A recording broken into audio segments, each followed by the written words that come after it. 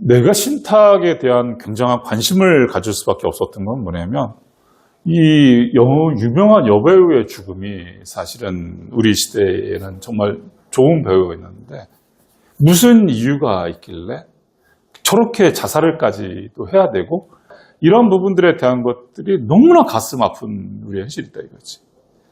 고객이랑 이 얘기를 가지고서 이제 고객을 만나서 얘기를 나누는데 고객이 그런 얘기를 하는 거야. 오늘 발생이 됐을 적에 어떻게 돼? 만약에 내일이라면 나한테 무슨 얘기를 해주겠어? 나 이거 어떻게 보정해 줄 수 있어? 그러길래 민법을 얘기했지. 민법 제1066조 자필에 대한 거, 67조 녹음 동영상에 대한 거, 68조 공증에 대한 거, 69조 그다음 70조 구수에 대한 거 쫙 얘기를 해주고 했는데 그 사람이 단 한마디를 하는 거야. 내 고객이. 무슨 말이냐 그러면 그거 내 애들이 안 하면 내 애들이 찢어발긴다 그러면 공증에 대한 유언을 받았다 하더라도 내가 맨 마지막에 죽기 직전에 자필 유언장 써가지고 이게 최종이다라고 하면 공증 받아놔도 다 없어지는 거 아니야? 그렇습니다. 그러면 뭘 갖고 와봐. 이거 대안이 아니네 당신 얘기했던 게. 하는 거야. 가! 이러면서 사실 나올 적에 고객한테 그런 수모를 받았다는 것이 아니라 내가 이 사람을 내 고객이었다 하더라도 내가 맡아주지 못하는 내가 이렇게 한계에 머무는 것밖에 안 되나라는 생각에 너무나 자괴심을 빠졌던 거였었지. 저는 동안 이제 미국으로다가 이제 이렇게 보내줄 때가 있었어. 그래서 남들은 막 가가지고 여행을 하는 동안에 나는 사실 뉴저지에 있는데 그때 만났던 사람들 중에 이제 그분이야. 마이클 잭슨이라고 하는 형님을 내가 만나게 되면서 완벽하게 내가 이거구나 했던 거였지. 그래서 또 돌아가 봅시다. 월트 디즈니라고 하는 분을 가지고 우리가 보게 되면 내 사업에 전혀 관심이 없었던 우리 아내 월트 디즈니 와이프는 월트 디즈니가 아무리 하더라도 전혀 관심이 없었어. 만화를 가지고 애니메이션이라는 거를 가지고 캐릭터화시킨 어떤 산업의 획을 끈 게 월트 디즈니. 정말 대단하잖아. 우리 다 캐릭터 하잖아. 그랬던 사람도 결과적인 거는 아무런 관심이 없었지만 자기랑 회사 해주는 와이프를 위해서 45%의 지분을 맡기는가 이렇게 해서 그 다음에 자기 친척들 자기가 사업할 때부터 한 10% 정도 거기에다가 뭐냐 그러면 자선단체에 45%를 드는데 자기 있는 재산의 45%를 주는 게 아니라 자기 재산을 전체를 맡기면서 45%에서 발생되는 이익금이라는 거 있잖아. 배당금이라는 거 있잖아.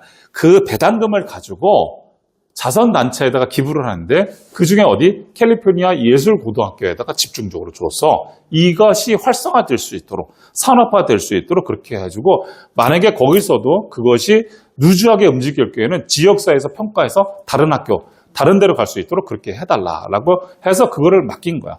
그것이 상사신탁이지. 오케이? 두 번째 누구냐면 엘비스 프레슬리야. 40살에 요조를 한 거지.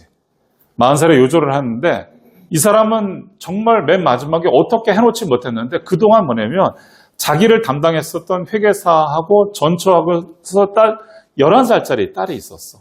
그런데 유일하게 할 수 있었던 게 뭐냐 그러면 나 죽으면 그렇게 해줘라고 한 번 얘기한 부분들에 대한 것들 중에서 그것이 쌓이다 보니까 그러다 갑자기 40살에 요조를 해버렸잖아. 42살인가에.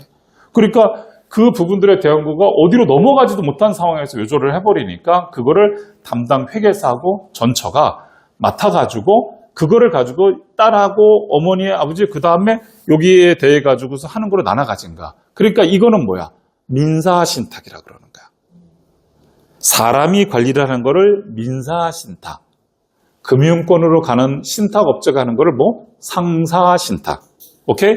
상사신탁에는 수수료를 떼는 거니까 그 적어준 대로다가 진행하면서 그때마다 수수료를 떼는 거니까 그러니까는 월트 디즈니는 그렇게 한 거고 엘비스 프레슬리는 상사신탁식으로 간 거고 그러면 마이클 잭슨 부분들에 대한 거 나로 하자고 하는 배우 이런 일이 있을 적에 내가 정말 고민했을 적에 해서 이거 마이클 잭슨을 연구하겠다. 잭슨 형님한테는 흑인인데 자녀 3명이 입양가 되어 있잖아. 입양되어 있는데 아무런 재산 문제가 안 들리는 거야. 2009년도에 사망을 하고 했는데도 아무런 사망 의혹이 되는 거야. 아무런 부분들에 대한 것이 들려오질 않는 거야. 내가 미국을 갈 때까지도. 그래서 이거 뭐냐? 라고 해가지고 가서 이게 연구해보니까 이 사람은 뭐냐? 그러면 자녀 3명이 있는데 자녀 3명이 아직 미성년자였을 때는 보디가드를 붙여라. 근데 그 보디가드는 보디가드 연명에서 인정한 전국 탑 클래스에 있는 3명을 각자 붙여주길 바란다. 라고 그거에 대한 수수료 부분들에 대한 거는 어디 상가에서 나오는 수익금으로다가 그거를 지급해줘라. 너무 명확하게 되어 있는 거야. 그리고 얘네들이 아빠가 읽어오는 부분들에 대한 재산 부분들에 대해서 너무 어렸을 때 주게 되게 되면 얘네들이 노력을 안 하니까 얘네들이 반에서 뭐 전교에서 1등을 하거나 5등을 하거나 아니면 얘네들이 고등학교를 올면 그때 축하, 인센티브에 대한 돈을 줘라. 를 구체적으로다가 마이클 잭슨은 저거를 계속해서 수정을 시킨 거야. 그리고 적어도 자기 재산을 지켜서 할 수 있으려면 한 40살 정도가 되면 애들이 명의로다 애들 명의로 바꿔줄 수 있도록 그거에 대해서 그때는 허락해 주겠다. 라고 해서 마일리지가 쌓이는 건데 돌처럼 단단하게 쌓여서 마일스톤 패밀리 트러스트야. 무슨 말이지? 이게 가족 신탁이라고 하는 거야. 그러니까 얼마만큼 마이클 잭슨이라는 사람이 너무나 잘해놨던 거지. 거기에 어머니도 주고 또 아동 관련 자선단체의 20%는 당연히 가져가라. 거기에서도 뭐냐면 그 20%를 아동단체에 주는 게 아니라 그 20%의 배당금을 주라는 거지. 특히 고아원, 이런 데에다가 그리고 새로 생기는 고아원이 자리를 잡을 수 있도록 그렇게 돼야 되는 걸 이렇게 해줬으면 좋겠다고 하는 거지. 그래서 이런 부분들에 대한 거를 가지고 하는 게 이게 나왔던 거지. 그래서 신탁이라고 하는 부분들에 대한 것이 너무나 시사하는 부분들의 해외는 너무 좋다 이거지. 여러분들 1988년도에 이 나왔던 영화인데 혹시 레인맨이라고 아세요? 네. 그죠. 이 호프만하고 톰 크루즈가 나오는 영화죠. 그렇죠? 크루즈가 어떤 여인하고 탁 해가 여자친구랑 쫙 해서 놀러가는 첫 장면이 나오잖아. 약간 양아치스럽게. 전화가 오고 변호사한테서 아버지가 사망했으니까 당신 상속을 받을 게 있으니까 와라. 그러니까 아싸 부자인 아버지가 죽었어. 잘 죽었어. 나는 아버지랑 사이가 안 좋았는데. 그래서 차를 돌려서 변호사를 만났지. 변호사를 만나가지고 사니까 뭐를 아버지가 상속으로 남겼냐 그러니까 네가 타고 온 차, 그 낡은 차. 그러니까 에이씨 이제 이렇게 되면서 그럼 나머지 그 많은 돈이 다 어디로 갔냐라고 하니까 그건 얘기해 줄 수 없다.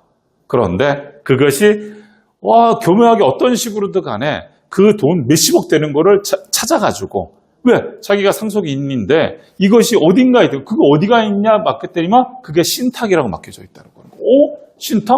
신탁에 대해서 또 알아보니까 신탁은 동의가 있어야지 않으면 안 되는 형태가 되는 거야. 누가? 수익자로 지정해 둔 사람이 동의하지 않으면 그거는 찾을 수가 없는 형태가 되는 거니까. 왜? 아버지가 그렇게 걸어놨어요.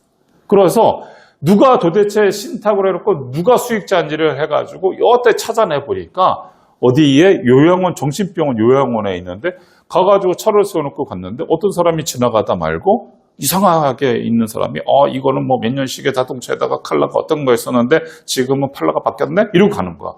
그런데 여자친구가 이상한 사람이야 그러는데 이 차가 맞거든. 이거 색깔을 보면 넌 누구? 당신 뭐니까 이 차는 어디에서 이렇게 된 거야. 그게 바로 그 사람을 보니까 자기의 형이라는 걸 알게 된 거지.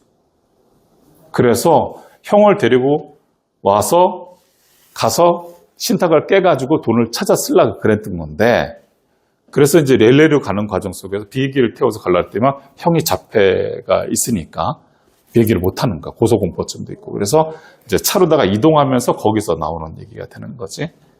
거기에서 나오는 얘기 중에서 뭐냐 그러면 형이 정말 이 특이한 행동을 하는가. 100달러 가지고 뭐 할 수 있어? 밥 먹을 수 있어. 100달러 갖고 뭐 있어서 호텔 갈 수 있어. 100달러 가지고 뭐 할 수 있어? 이거는 뭐 라면 사 먹을 수 있어. 100달러. 그러니까 생활 속의 지혜는 전혀 없는 거야. 그런데 숫자를 불러주게 되면 그 숫자가 어마어마한 숫자인데도 이거를 다 막 즉흥적으로 해내는 거야. 이 숫자에 대한 거, 이걸 서번트 증후군이라 해서 천재성이 있는 형태가 되는 거지.